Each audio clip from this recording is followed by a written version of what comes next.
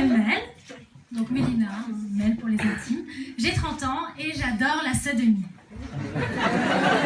Bon, vous n'avez jamais vu quelqu'un qui a 30 ans? Ça a marché, j'ai dit à mes potes, j'ose pas la faire, mais vas-y, fais-la. Allez hop. Donc moi en fait, non, je crois... Hein? La sodomie ou la blague? Les deux. Donc moi en fait, jusqu'à la semaine dernière, je croyais au Père Noël. Et jeudi dernier, je suis allée au Moulin Rouge, ils ont fait une soirée, je sais pas s'il y en a... Elle rigole déjà, c'est une histoire vraie. Vous pourrez témoigner, on a fait une cellule, vraiment, on pourrait aller après poser des questions. Donc on avait une soirée lipstick, c'était pour les filles. Voilà. Et en fait, ils nous ont prévu un striptease d'un Père Noël. Donc moi qui croyais au Père Noël, je vous laisse imaginer le traumatisme. Donc quand il a commencé à se déshabiller, j'ai vu les plaques de chocolat, j'ai dit... C'est bizarre ça, le Père Noël il a pas des plaques de chocolat, ça fait 200 ans qu'il a 70 ans. Ok. Et quand il a commencé à s'approcher vers notre table, je vais aller vers Pamela, là ça va prendre toute la soirée. Oui, excuse-moi. Il s'est approché de nous, il a ouvert son slip comme ça et qu'il a sorti une banane, qui sera le micro ce soir, et qu'il a été vers ma copine. Ici présente. Et qu'il a voulu prendre sa tête et qu'il lui a dit mange ma banane. Ma copine, ce qu'elle a fait, c'est ça. Laissez-moi. Et là je me suis dit c'est pas le Père Noël, ça doit être son fils. Du coup je me suis dit il a dû tout prendre de sa mère parce que la Mère Noël c'est une grosse chaudasse, tout le monde le sait, à chaque fois qu'on la voit on voit jamais une vieille bonjour la Mère Noël, non on voit toujours bonjour, c'est 42. Donc après coup je me suis dit comme c'est le fils, là je vais tenter ma chance parce qu'au niveau héritage j'ai pas la penie, c'est pas mal. Donc je suis allée au bar voir fils Père Noël Junior. Salut, ça va? J'ai vu ton spectacle, j'ai beaucoup aimé. C'est vrai que la banane c'est plein de potassium, c'est sympa. Ma copine non, je la connais pas, non. Elle est allergique, c'est pour ça. Fallait demander avant.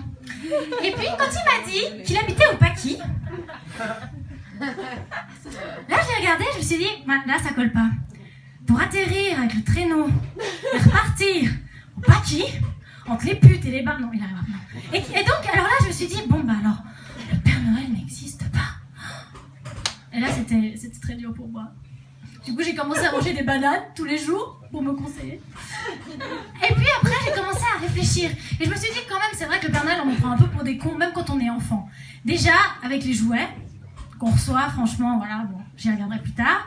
Déjà avec le fait que c'est un vieux, depuis 200 ans, qu'il est en super forme et qu'il a du bidon et qu'il boit du coca, jamais du coca zéro, je sais pas moi, à 80 ans, je ferai attention, quoi, je ralentirai un peu, je prendrai plutôt de l'aspartame, non, rien. Et puis, en Laponie, il n'y a pas de retraite. C'est quoi le message? Travaille jusqu'à en crever? Il est super vieux, il a la barbe, il se lave pas. Sympa pour les enfants. Et pour les jouets, c'est vrai que je me suis remise en question, c'est vrai que des jouets qui marquaient Made in China ou des tricots que je recevais chaque année, je me suis dit quand même le temps, le Père Noël il n'a pas le temps de tricoter. Déjà normalement j'ai aussi fait les calculs, c'est vrai que ça m'a pris quand même une semaine d'hibernation, toutes ces recherches. Et en fait pour distribuer tous les cadeaux il faudrait à peu près 3 ans au Père Noël. Donc c'est-à-dire qu'il a 3 ans de retard ou on sait pas, il y a un problème là. Hein. Et du coup, j'ai compris que les tricots en fait ça venait de ma grand-mère suisse-allemande. Oui, c'est important de signaler Suisse-allemande parce que les Suisses, ce qu'il faut savoir, c'est qu'un foyer sur 2 à Genève reçoit encore des chaussettes à tricoter.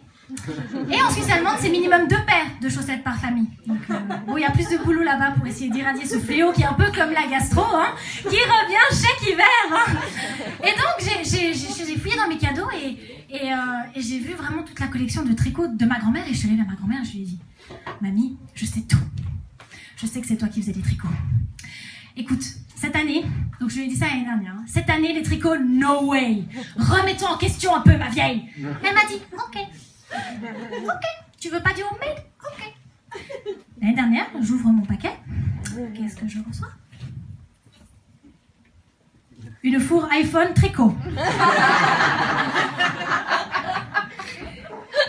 Je dis, mamie, t'as rechuté là. Elle m'a dit, oui, mais tu vois, c'est tellement pratique. Et puis Ginette, elle a fait ça à sa petite fille. Tu peux une autre couleur, tu veux porter comme une... Non, ça va.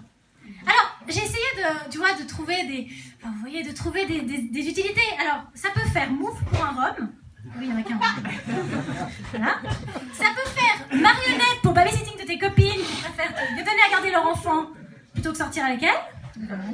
Et pour les plus frileux, ça peut faire cagoule pour bite. Donc voilà, Noël cette année, moi je ne sais plus, hein, j'ai perdu tous mes repères. Moralité de l'histoire, je ne crois plus au Père Noël et j'ai rendez-vous avec Pedro.